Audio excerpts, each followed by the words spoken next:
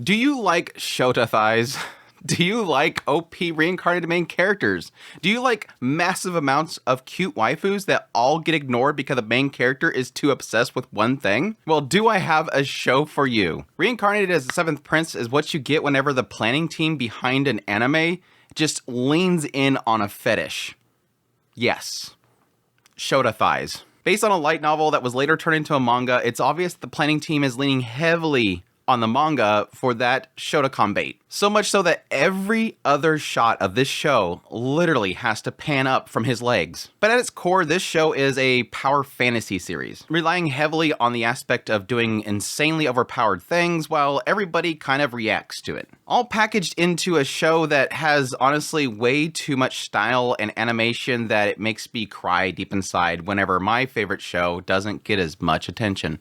But anyhow, I have watched the first 2 episodes of I Was Reincarnated as the Seventh Prince so I can take my time perfecting my magical abilities, a series in the spring 2024 anime season, so let's just jump into my impressions. This series opens up with a commoner who is being shown just how weak he is by somebody with more power and more magic than him. He's pretty much told at that point what's the most important thing about being a magician, which is lineage, talent, and diligence, things that he does not have.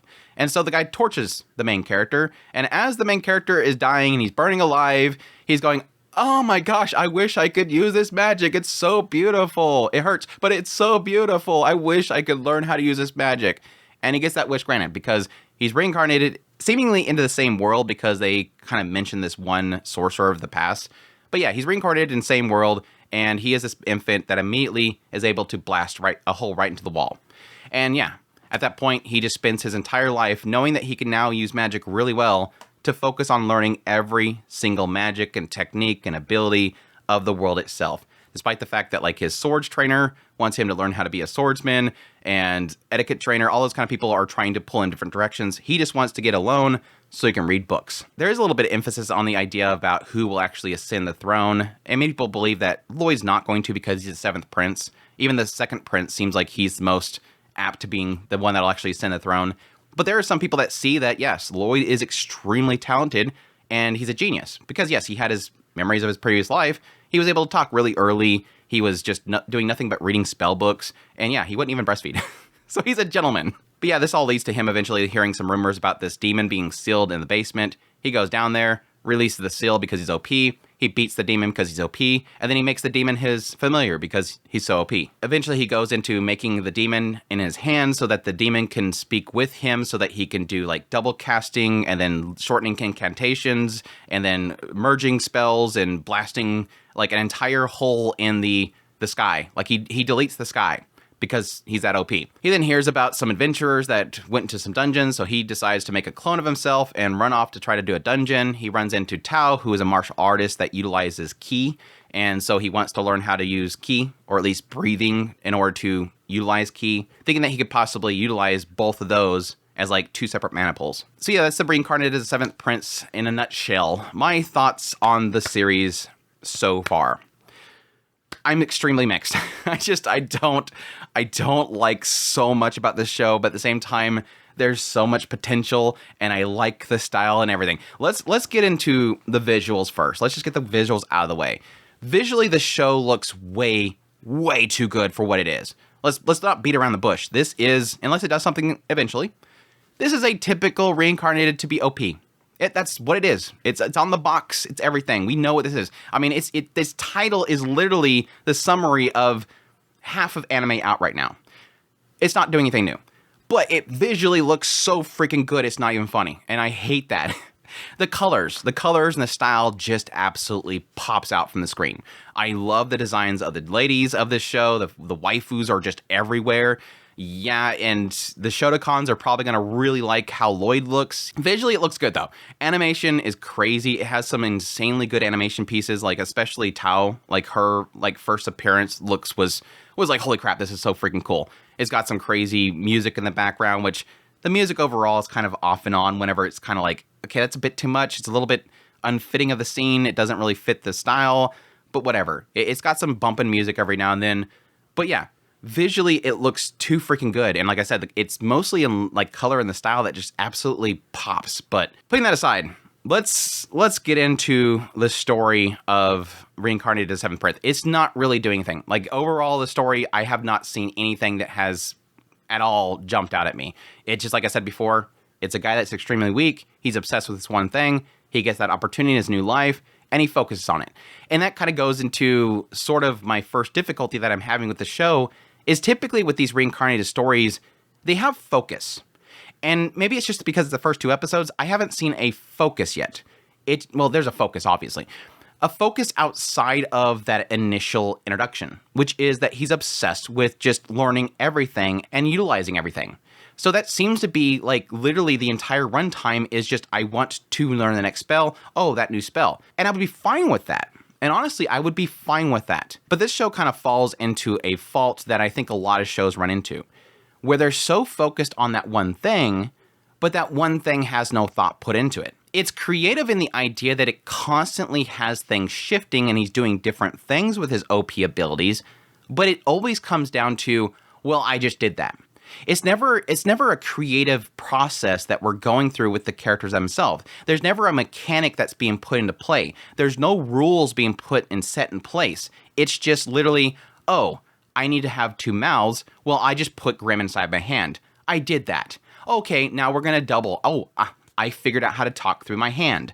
Oh, well, now I'm going to combine the 2 magics. Oh, well, I've shortened them before, so I'm going to shorten it again. And it's constantly doing these things where he just kind of just does it. There's never a rule set. There's never a mechanic. It's just Lloyd does things. So that's probably where I have my biggest issue, is that since there's so much focus on him being OP, it's never getting into how he does it, or not that I want like a massive explanation, by the way, but there is creative ways of doing that where you're going, oh, wow, he did that. Instead, it's just he does it. And that's the problem that it kind of runs into. That's the best way I can explain it.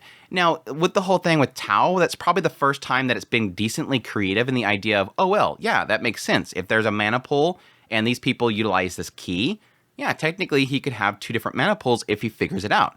But at the end of the day, it just turns into, I did it. So, okay, shrug.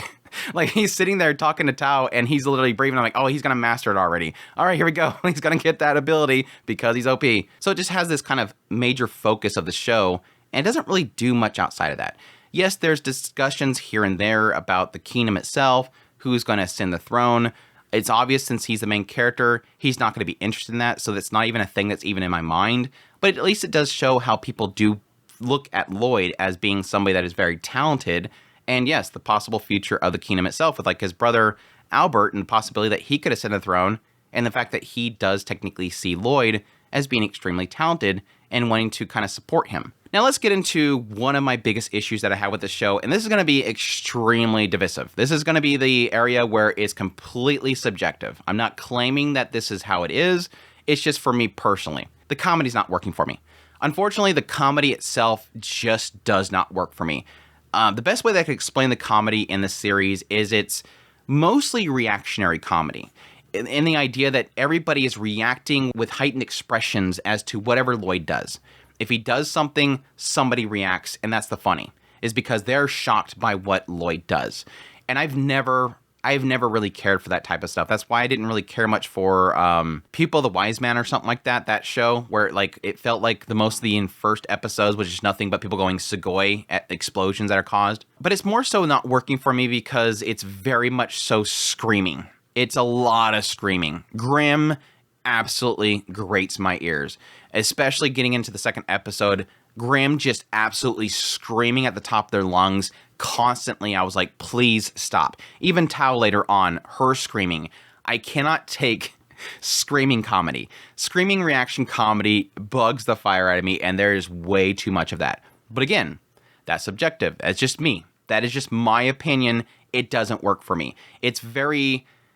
I see it as very juvenile. And yeah, and I've had a lot of cases where juvenile type of comedy works for me. It's just that this particular juvenile comedy doesn't work for me. And I haven't really had anything outside of that in this series that has really worked for me. I mean, there was like a one bit at the end of the second episode about how literally Lloyd's going to destroy the entire world in his sleep. That was kind of funny. But other than that, nothing's really worked for me. I do like a lot of the side characters, to be honest. Yes, obviously the waifu characters like Silpha and Tao, and I'm looking forward to Rena, whatever her name is, the Rie Takahashi character. I do like a lot of the side characters, even Albert. I like the side characters because I do like their presence in the scene.